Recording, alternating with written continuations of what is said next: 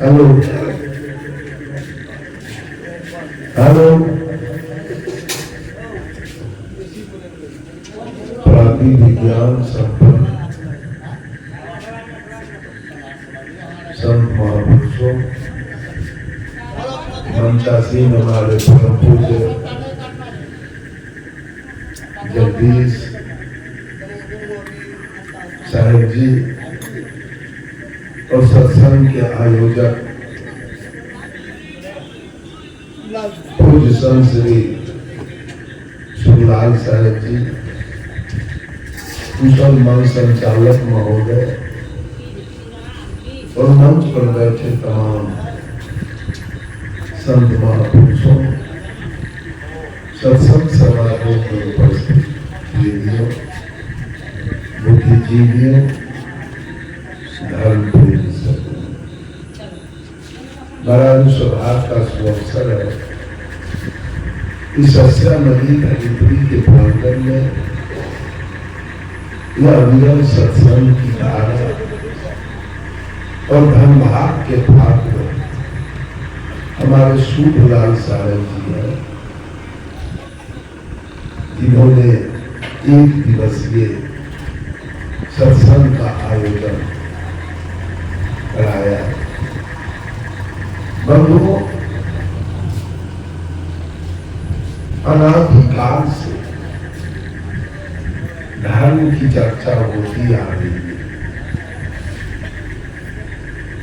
कोई हिंदू धर्म है, कोई मुसलमान धर्म है, कोई सिख धर्म है, कोई ईसाई धर्म है, कोई पारसी धर्म है, कोई यहूदी धर्म है, कोई रामानंदी है, कोई कबीरपंथी है, कोई आर्य समाज है, कोई आनंद मार्ग है, कोई गायत्री परिवार है, कोई पाल युगेश्वर है, कोई सतपाल जी है, कोई सदा फलदेव जी है, कोई रामपाल जी है, कोई सतपाल जी है, कोई भगवान रजनीश है, कोई बाबा हरदेव सिंह जी, कोई ठाकुर अनुकूल चंद्र जी है, कोई राधा स्वामी है, कोई ओम शांति है, कोई आशुतोष जी महाराज है, कोई संत मत है, कोई जैन है, कोई बौद्ध है, कोई राम रहीम सिंह जी। इतना कहां से आया? किसके पूजने वाले सब लोग जाएंगे? इसमें से कितने किसके पूजने वाले, किसके पूजने से जमीन खरीदाएगा, मकान बनेगा, नौकरी मिलेगी, बीमारी ठीक होगा, ब्याह शादी होगा, भैंसी के पाली बच्चा होगा, गाय के बाछी बच्चा होगा, मुकदमा जीत जाएंगे, बेटा को टीबी हुआ है भगवान ठीक करेगा, कौन पंथ से?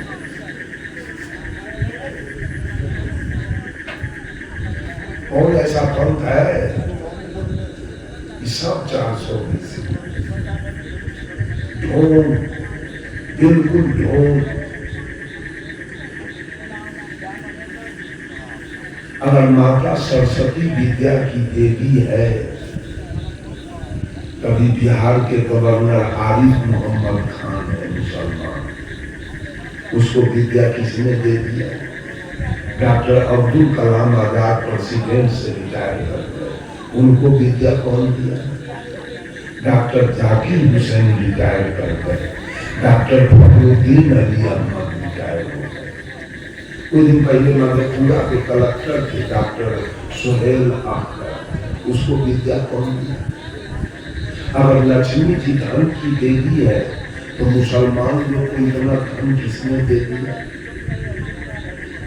अगर बजरंग बली और दुर्गा शक्ति के उपासक है, एक पाकिस्तान के मुसलमान 50 को हिंदू को पकड़ हुए तो बिना जान से मार देंगे, उसको शक्ति कौन दिया?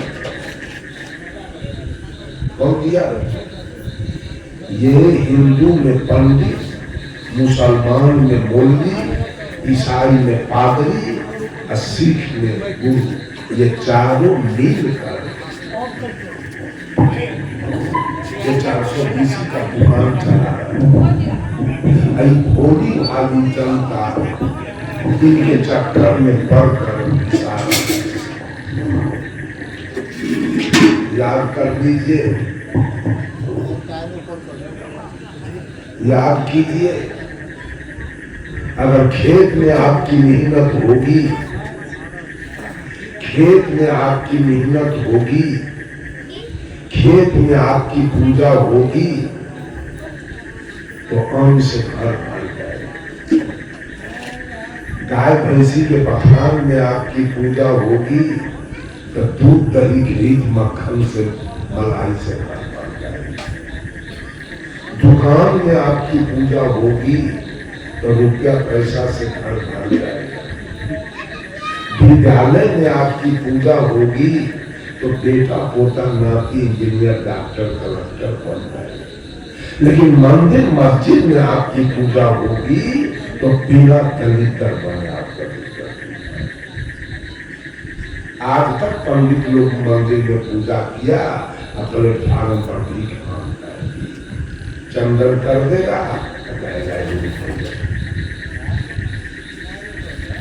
इसलिए कि खेत में अगर कार्तिक में आप 20,000 कोटी लगाते हैं, तो बैसाख में वो खेत 20 या 60,000। अगर गाय भैंसी को सूधा दाना चोकर खिलाने में अगर 20,000 आप खर्च करते हैं, तो 60,000 आपको दे देगा। दुकान में अगर 20,000 पूंजी लगाते हैं, तो 60,000 आपको दे देगा। बेटा बेटी के पढ़ाई में 5 लाख लगाते हैं, तो 15 लाख नौकरी पकड़ने के बाद आपको दे देगा। लेकिन दुकान मंदिर में अगर 10 रुपया खर्च करते हैं, तो डूब गया, वो घूम के वापस हो गया। पंडित जी के आप माला करते हैं बंधु, कोई भगवान आपके जीवन को सुखी नहीं बना पाएगा, कोई ईश्वर अल्लाह आपके जीवन को सुखी नहीं बना पाएगा। सुखी आपको स्वयं बनना, तब आप सुखी जीवन जिए। इस बात को सब लोग समझिए और अपने आप को समझिए। खर्च अगर करना है, तो अपने बेटा के पढ़ाई पर खर्च कीजिए। खर्च करना है तो बेटी के पढ़ाई पर खर्च कीजिए। खर्च करना है तो माता पिता के सेवा पर खर्च कीजिए। खर्च करना है तो कोई गांव में बीमार है सख्त, उस पर कुछ खर्च कर दीजिए। खर्च करना है तो किसी के बेटी का विवाह है, वो गरीब है, उस पर खर्च कर दीजिए। हमारा जहाँ परिवार है, सबको मैं कह दिया कि किसी के बेटी का ब्याह है, कुछ मांगने आया है, तो उसको दे दे। कोई बीमार है, कुछ सहायता मांगे तो उसको दे देना। लेकिन मंदिर मस्जिद के नाम पर 1 लाख पैसा, जिस दिन हम लोग जन्म लिए थे, शायद कबीर ने कहा, हंसा तू तो सबल था, हल्की अपनी चाल, रंग कुरंगे रंगिया, प्योर किया लगवा। हे हंस, उस बच्चे को सदगुरु कबीर हंस करके पुकारा। हंसा तू तो सबल। जिस दिन तू मां के गर्भ से बाहर आया था, तेरी चाल बड़ी निराली थी। उस दिन तुम्हारे अंदर कोई जातीयता की भावना नहीं, कोई सांप्रदायिकता की भावना नहीं, कोई छुआछूत की भावना नहीं, कोई अवर्ण सवर्ण की भावना नहीं, कोई नीच ऊंच की भावना नहीं थी, कोई छूत अछूत की भावना नहीं थी, कोई गोरे काले की भावना नहीं थी। उस दिन तो मांस मछली दारू दारू गांजा भांग बीड़ी सिगरेट भी नहीं पी गए थे। उस दिन तो चोर लवड़ा नपट बेईमान दलाल भी नहीं थे। उस दिन तुमको मंदिर की भी जरूरी नहीं थी। उस दिन तुमको भगवान का भी जरूरी। जो बच्चा साल भर 6 महीना का है वो मंदिर जाएगा जाएगा। भगवान का जरूरी है उसको। भगवान का जरूरी तब पड़ता है जब नेचर खराब होता है। अब वो लड़का अभी बिल्कुल नेचर का बढ़िया है। अब देखते हैं हिंदू समाज में 10 वर्ष तक का लड़का अगर मर जाए तो उसको जलाया नहीं जाता है। क्यों? अभी तक वो जलाने की प्रक्रिया है। पापी मरे तो जल्दी जला के आप करो, नहीं तो जिंदा आदमी के डराने की जरूरत। इधर के तो कभी पंक्तियों सब पापी है, लाश जला रहा है। हम लोग इधर एक कभी पंक्ति लाश जला दे, उसके दरवाजे पर कुत्ता नहीं जाएगा। कहेगा यह भागा हाथ मार चलाया है, इसके हम जाए पंगत करने के लिए। चंडाल के हैं हाथ मार चलाने वाले के हैं, खून न चमड़ा चलाने वाले के हम पंगत करने जाएंगे, नहीं जाएगा। गरुड़ पुराण जिससे आप श्राद्ध कराते हैं उसमें स्पष्ट लिखा है 14वां अध्याय में, यदि नाम चैव सर्वे शाम नौ गाहु नोदक क्रिया 10 गात्रादिकम न कर्तव्यम सुतावधि धन ग्रहण मात्रे नरो नारायणो भवे के धन ग्रहण के शाम प्रेपत्व नए जाए। जिसे ब्राह्मण लोग श्राद्ध कराता है उसमें लिखा है कि सभी प्रकार के साधु संत को न जलाओ। तो बावन आपको क्यों कहेगा खोल के, वो रोजगार मर जाएगा। नोदक क्रिया कोई क्रिया मत करो, 10 गात्रा न कर्तव्य सुतावधि, उसका एकादशा द्वादशा सपिंडन मत करो, ये सब पापी वाला काम है। 10 गात्रादिकम न कर्तव्यम सुतावधि दंड ग्रहण मात्रे नरो नारायणो भवे, कि जीवन में अपने इंद्रियाणियों को दंड देने से कि जीव नर रूप में ही नारायण हो जाए। कि दंड ग्रहण के शाम प्रेतत्व नए जाए थे। और 3 प्रकार के दंड काम क्रोध लोग को बस करने से ये जीव नरकगामी नहीं होगा, इसलिए इसका क्रिया करना चाहिए। बोलो किसका पूजा किया जाए? आज तक के भगवान को सारे लोग पूछते रहे। मैं तो मुसलमान भाई से भी पूछना चाहता हूँ, आप में भी है जोल्हा दुनिया नाक बको उजरा कबारी, इसका विकास आज तक अल्लाह किया? अगर अल्लाह है तो इनका विकास हुआ। एक बाप के 5 बेटा है तो बाप चाहता है कि 5 बेटा को जमीन बराबर बांट दे, 5 बेटा के गाय भैंसी बराबर बांट दे, 5 बेटा के घर द्वार बराबर बांट दे। अगर पूंजी है तो 5 बेटा को बराबर बराबर दे दे। अगर कर्जा है तो 5 बेटा को बराबर दे दे। अगर ऊपर में भगवान में अल्लाह बैठा है और सब उसका महिला भगवान की बेटी है, हम लोग भगवान के बेटा है। भगवान ने अपने बेटा में हिस्सा कैसा लगाया? सब धन ऊंची जाति वालों को मिल गया, सारा जमीन ऊंची जाति वालों को मिल गया, सारा पद प्रतिष्ठा ऊंची जाति वालों को मिल गया, सारा बैंक बैलेंस ऊंची जाति वालों को मिला। ये हरिजन और दलित और महादलित को क्या मिला? भगवान ने क्या दिया?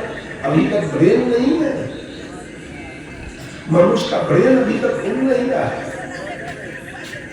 अगर एक बाप के 5 बेटा है, अब बाप एक बेटा का पक्का का घर बना दे और 4 बेटा के न बना दे, तो 4 जो बेटा को बाप का आरती करेगा कि मुंह छूट देगा उसका, आरती उतारेगा कि मुंह छूट देगा। तो आपको भगवान ने क्या क्या दिया जो आप कुकुरों से ज्यादा भिड़ल है?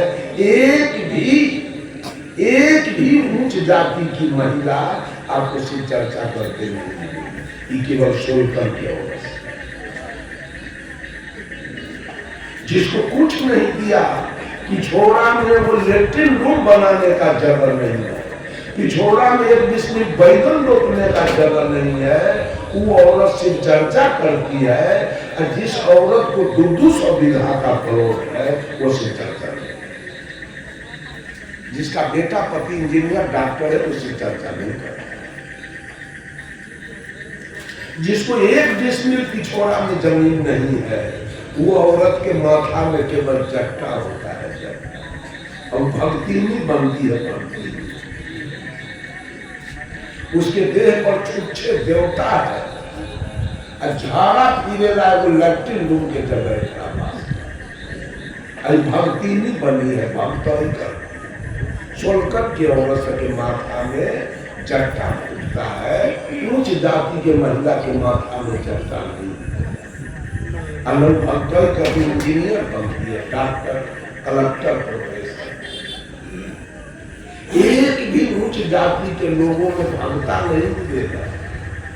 भगता होता है सोलकर में, ही कथी के भगता है तो धर्मराज के, ई कथी के भगता है तो दीना भजन के, ई कथी के भगता है तो गही के, ई कथी के भगता है तो बाबा कानू खिरण के, ई कोई चीज के भगता है तो बाबा विष्णुराम के। इस सोलकर में खाली भगता मिलेगा, और उच्च जाति में खाली इंजीनियर, डॉक्टर, कलेक्टर मिलेगा। उसका विकास होगा कि अभागा, इसका विकास होगा अब कई करने वालों को, अब मानरा झाल बजाने वालों। उच्च जाति के बेटी कलसा नहीं होती है रोड पर लाइन लगा के, ये सोलकर के बेटी सब कलसा है। इनको भगवान से बहुत ज्यादा जरूरी है, कुछ तो दिया नहीं। 5 बेटा अगर बंटवारा करे तो 5 के घर बनाने का जगह नहीं मिल रहा है। अब भगवान के फेरा में सारा रुपया भगवान के पूजा में जा रहा है। पति के ईंटा ढोल ढोल चिमनी में चांदी पर के केस उठ गया। औरत क्या करती है, बेटा के देह पर गंजी न है, वो बेटी के देह पर फराक न है, एगो मैक लगाए जागर जागर मार, जागर जागर मारते। इस सोलकर कब उजियाएगा, तो भगवान के फेर में पड़ा। क्या दिया भगवान? साहब कबीर ने कहा, आपन आस कीजे बहु तेरा, कोई नहीं पागल मरम हरि केरा। सदगुरु कबीर कहते हैं, दुनिया के लोग सुखी बनना चाहते हो, सुखी बनना चाहते हो तो अपना पहुंचा करो। कितना ईमानदारी कबीर के विचारधारा में है।